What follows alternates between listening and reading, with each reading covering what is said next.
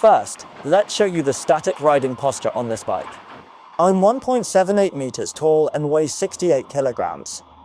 Sitting on it, I can get both my feet flat on the ground with no problem at all. However, because its twin-spar aluminium frame is quite wide and flares out, I can feel my legs being pushed outwards a bit. Then, looking at the handlebars, they don't actually feel that far away. They're swept back a bit on both sides, so they feel fairly central in relation to your body, but the angle of the bars is quite low. The one-piece handlebar itself isn't raised upwards. Unlike many naked bikes that have some rise, this is a completely flat bar. So when you're on it, it doesn't feel much higher than many of the so-called street sports bikes. For a naked bike, its angle is actually quite low and downward sloping. As for the foot pegs, their position is relatively central, but they are higher than on most naked bikes. So their position is central but high. So you can see, this is roughly my posture when I'm sat on it. It's not a super tense, sporty feel, but it's definitely a bit more athletic than the more relaxed, casual naked bikes out there. Right, let's take a look at its screen. Let's turn on the display. The power switch on the Zontes is up here. The overall resolution and smoothness are pretty good.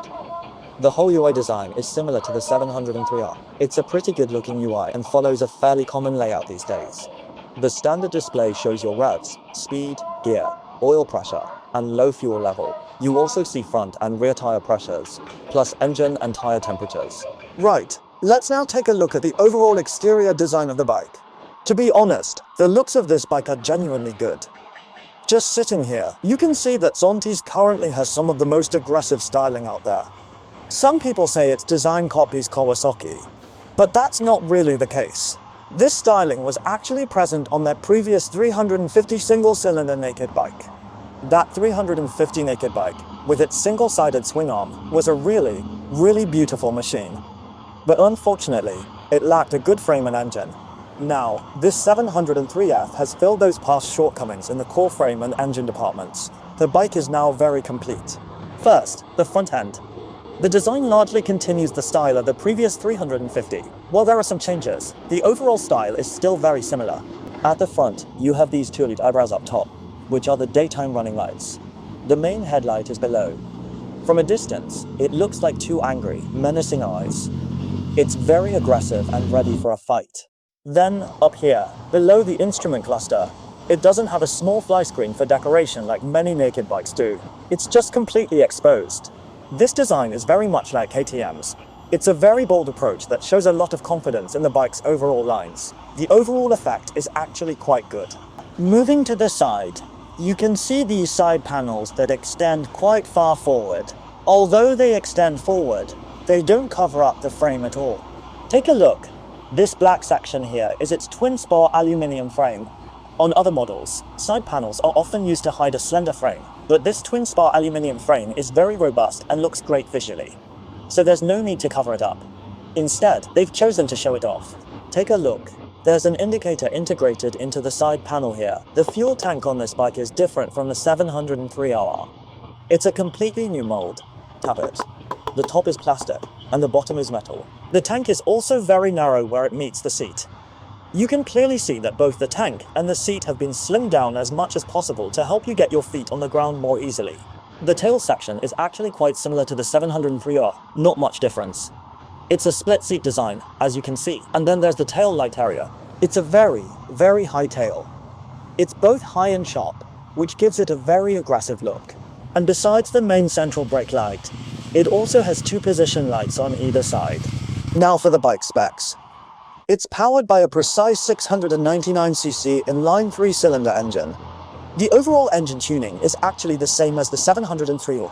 It has a maximum of 102 horsepower, with peak power at 11,200 RPM and a maximum torque of 74.5 Nm. The overall power figures are identical to the 703R. This particular one is the version equipped with Nissan calipers. There's also a higher spec version that comes with Brembo calipers. As you can see, it has twin discs at the front, and the calipers are from Nissan. All models, high or low spec, feature the same fully adjustable Marzocchi suspension, with adjustment knobs located on both sides right up here. This master cylinder up top is also a Nissan, with its very smart looking round reservoir. This setup is the same as the 703R, which also has a version with Nissan calipers. Now, regarding the tires, due to an issue with the Michelin supplier, Zontes issued a notice about this. That particular series was discontinued by the supplier, so it has now been switched to CSTS3s. The overall grip is still top tier for this type of street-focused, semi-slick tire, so you don't need to worry about reduced grip or anything like that after the switch to the S3s. That's not the case. Right, now let's talk about the riding experience. Before this, I test rode its platform sibling, the 703R sports bike, so I'll be comparing the styles of these two bikes. First up, the engine and power. The engine specs of this 703F are identical to the sports bike version, but the overall weight is a bit lighter. Plus, I suspect its entire power curve has been optimized. So, when you open the throttle, the engine's power delivery feels smoother and quicker than the sports bike version. I previously mentioned that the sports bike was a bit jerky at low revs, but on this naked bike, opening the throttle is pretty much smooth. Also, the noticeable vibration issue around 4000 RPM on the sports bike is basically gone on this naked version. When you close the throttle in first and second, there's a noticeable lurch, but not in third. Compared to the slightly tricky throttle control on the sports bike, this is a massive improvement. The power curve is still tuned for the mid to high rev range. Performance below 6000 RPM is good, but at 6000 RPM, there's a noticeable surge. The engine note becomes much higher pitched, and you can really feel the power kick up a notch. It makes you instinctively want to twist the throttle harder to maintain that power delivery. It's very addictive, but on public roads, safety first. In terms of handling, this bike is basically a sports bike without the fairings. The frame is just fantastic, light, stiff, and rigid. It feels incredibly composed entering and exiting corners, and with the naked bike handlebars, the overall handling feels more agile and controllable than the sports bike. The initial part of the suspension travel is also nicely damped, helping the bike feel planted through corners. However, over bigger bumps and undulations, you can definitely feel that the latter part of the compression stroke is a bit firm, but for a sporty naked, a firm ride is normal. So, to sum up, this 703F represents the best of Zontes' 3-cylinder platform so far. It inherits most of the sports bike's strengths while fixing its biggest flaws: the throttle tuning and vibrations. If you're torn between the Zontes naked and sports bike, I personally lean towards this naked version. If you enjoyed this video, please give it a like and subscribe. Your support is my biggest motivation to keep creating content. I'm your good friend for all things bikes, Zontes.